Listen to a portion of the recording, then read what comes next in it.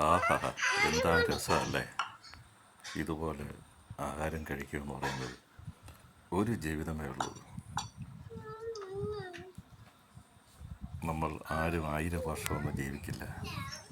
ഈ ജീവിതത്തെ കുടുംബം ഒത്ത് ഒരുമിച്ച് അച്ഛൻ, അമ്മ, മക്കൾ, കൊച്ചുമക്കൾ എല്ലാവരുമായി അടിച്ചു പൊളിച്ചങ്ങ് ജീവിക്കണം. അങ്ങനെയാവണം ജീവിതം. എല്ലാവരും ഒരുമിച്ചിരുന്ന് പരസ്പരം ആഹാരം ദേ ഇതുപോലെ ഇങ്ങനെ ഇരുന്ന് കഴിക്കുന്നതും പരസ്പരം ആഹാരം ഷെയർ ചെയ്യുന്നതും അതിൽ കൂടുതൽ എന്താ ആനന്ദം വേണ്ടേ?